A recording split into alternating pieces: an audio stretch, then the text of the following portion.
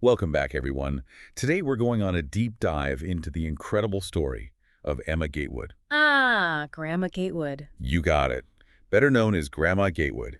We're diving into her life and hikes using Ben Montgomery's biography, Grandma Gatewood's Walk. A fascinating choice, especially when you think about the context. Yeah, 1955. America, the Cold War, cars are everywhere. Right, and the Appalachian Trail? Pretty much forgotten. So why would a great-grandmother in her late 60s decide to hike the whole 2,050 miles? That's the question, isn't it? What drove her? Well, the book really paints a picture of who she was. Montgomery talks about her life in rural Ohio. A tough life, by the sounds of it. Yeah, domestic abuse, raising a family, not easy. But she had this incredible strength. Hiding in plain sight, almost. You know, Montgomery does a great job showing that contrast. This gentle farm woman, incredibly tough. It makes you think about the strength in ordinary people. Absolutely. And the Appalachian Trail back then. Oh, completely different. This wasn't the well-maintained, popular trail we know today, No, in the 50s it was practically abandoned. which makes her story even more impressive. It really does. It's fascinating to look back at the trail's history. Benton McKay's original vision, Remind me of that vision. an escape from the growing metropolitan environment, as he called it. Uh-huh. A primeval environment. Right, reconnect with nature. But by the 1950s, few people knew it existed. And even fewer tried to through-hike it, right? Through hike, Is that the term? it is hiking the entire length of a trail, all 2,050 miles, in one go. Wow. Imagine doing that in 1955. Limited gear, supplies. Montgomery mentions she set off with a homemade denim bag, Keds sneakers. $200. I mean, come on. Almost unimaginable, right? Absolutely. But Montgomery suggests that lack of fancy gear, it might have been an advantage. Oh, interesting. How so? It forced her to rely on her own resourcefulness, connect with the people she met, really experience the trail. In its rawest form. Exactly. Still, 2,050 miles through the wilderness. That's got to be tough, even back then. She faced a ton of challenges. Montgomery describes them vividly. Like what? Poorly marked trails, weather, unpredictable, dangerous wildlife. She even hiked through 2 hurricanes on that first through hike. 2 hurricanes? Seriously? Seriously, there's this one story. She gets caught in a downpour in the Smoky Mountains. Oh, no. Soaked, night approaching. She finds an overturned boat and shelters under it until the storm passes. Wow. That's wild. She was incredibly resilient. There's another story. She falls and breaks her walking stick. Her only support. Her only support. But she doesn't give up. Finds another stick, keeps going. What a woman. I wonder, how did people react to her back then? A 67-year-old woman hiking alone. Must raise some eyebrows. Oh, definitely. Montgomery says reactions were mixed. Like what? Some folks were suspicious, thought she was crazy up to no good. I bet. Others were just amazed by her. Yeah. And then there were the park rangers. They kept running into her, and they were just bewildered. Can you imagine? It was like she was challenging everything people expected, especially for women back then. 1450s, right? Stay at home, raise families, Exactly. not hiking alone in the wilderness. Mhm. So how did she manage those expectations? It's an interesting question. We also have to remember the time period, the Yeah. Cold War, the fear. Okay, I see where you're going with this. People were building bomb shelters, afraid of nuclear war. And she's out embracing nature. Exactly. It was like she was offering a counter-narrative, a reminder that amidst the fear, there was still beauty. A different kind of strength. Right. And that's what captivated people. Her story became this beacon of hope. So how did it get out there? She become this national sensation. It seems to have happened pretty organically. Word spread through small-town newspapers, radio stations, Boom. national attention, newspapers, magazines. She even appeared on You Bet Your Life with Groucho Marx. From the Appalachian Trail to Groucho Marx. It shows you the power of her story. It really does. So what was it about her story? Why did it capture the nation's imagination? Well, first, the sheer audacity. A 67-year-old great-grandmother hiking the Appalachian Trail. Alone. It was unheard of. Broke all the rules. Exactly. But it was also the way she did it. She wasn't some athlete or rich adventurer, just an ordinary woman. Simple goal. Determination. Just so it was a resilience. Absolutely. At a time when the nation was anxious, uncertain. And don't forget, she was a woman doing all this. Right. When women were supposed to be at home. Her journey, it was a quiet rebellion. It was a different vision of what a woman could be. Adventurous, independent. Connected to nature. Yes, and that's just the beginning. After her first thru hike, she hiked the Appalachian Trail 2 more times. Wait, what? 3 times? 3 times. And then she set her sights on the Oregon Trail. The Oregon Trail? 2,400 miles. Okay, we're going to have to hear about that. We will, but let's dive into those later hikes after a quick break.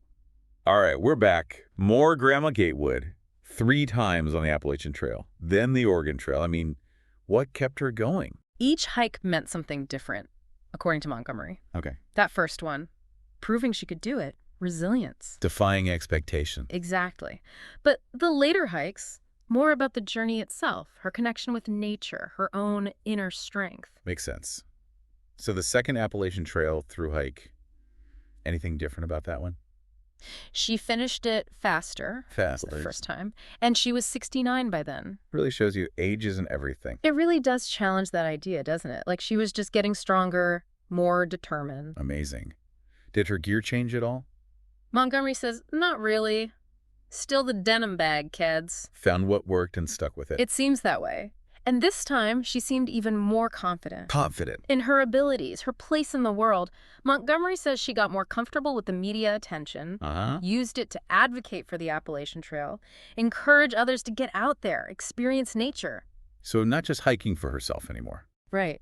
And her message really resonated. Don't forget, this is still the 50s. Interstate highways, suburbs. People losing touch with nature. Exactly. And she's this reminder of the beauty, the simplicity out there. Walking antidote to all that modern stuff. You could say that.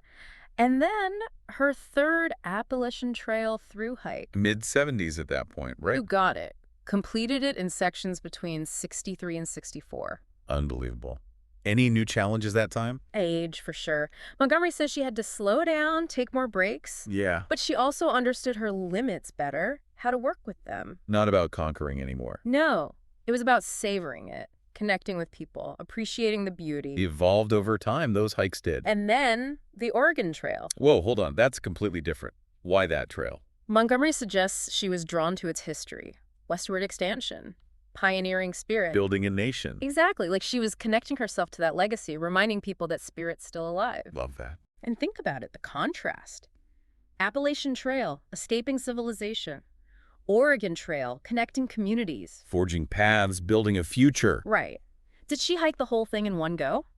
That's what I was wondering. Not this time. Sections, with car travel in between. Late 70s, remember? Right. But even so, her journey still captured people's attention. The Oregon Trail. Such powerful history. And this woman already hiked the Appalachian Trail 3 times. Just incredible. Okay, so her impact on the Appalachian Trail we know is hugely popular today. Huge. But before Grandma Gatewood. Forgotten, poorly maintained, underfunded. Most people didn't even know about it. So how'd she change that?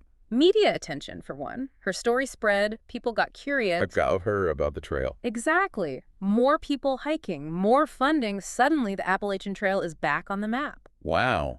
Like she single-handedly revived it. Well, not single-handedly. Others were working hard, too, but... She had a huge impact. Huge. It's inspiring. One person's story making a difference. More than just the trail, too. Yeah. Right, that's what I was thinking. She became a symbol of something bigger. What's that? Resilience. The power of the human spirit.